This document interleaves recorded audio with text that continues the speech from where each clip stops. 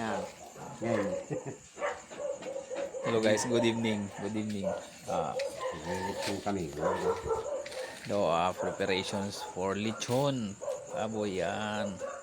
Mega love shout out po sa inyong lahat. Ayan. Ang sipag talaga yung magpapabinyag. Oh. Yan ang tatay na magpabinyag. Tingnan mo naman, di niya mawala-wala yung yung bag niya kasi punong-puno siguro yan ang laman.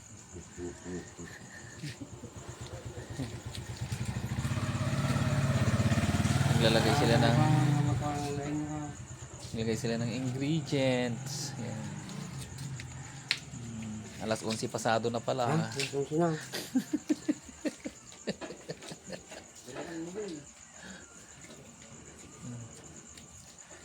Tingnan natin yan. Ayan po. Lechon na po, lechon baboy. Ba't di pa natutulog si Maganda? Para maganda ka bukas, matulog ka na.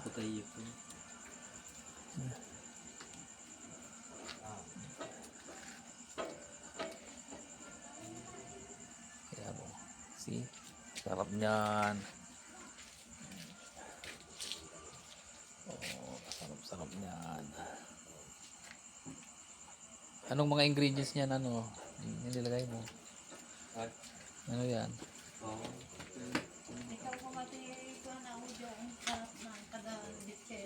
Bawang, paminta. Ano yung green?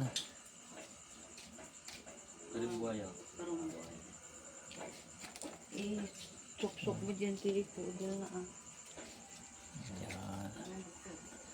Lagyan mo sana ng mansana sa loob. Oh. Tama na yan, marami na yan. Tama yung jayan nyo, nagadong nga tao dyan. Nagadong tao dyan dito eh. Ano.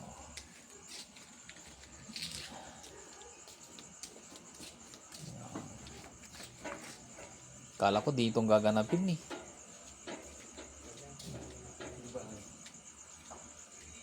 Yan, magtra-transfer pa kayo ng mga gamit.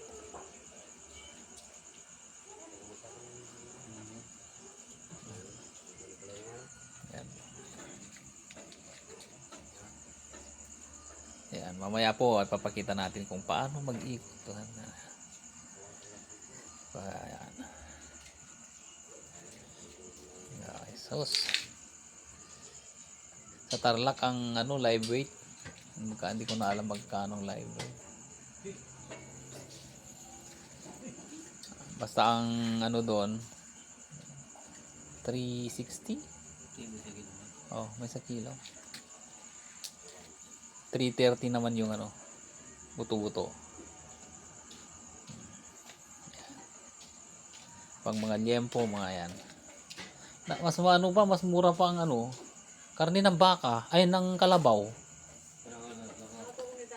380 lang.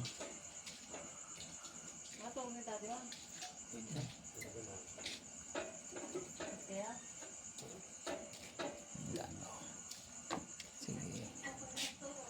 Later na ulit mamaya sa pagpapaikot ng Okay guys.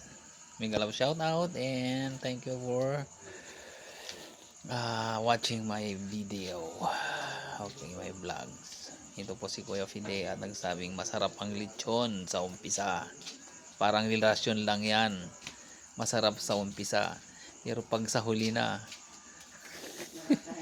nakaka-high blood na. Okay, bye-bye.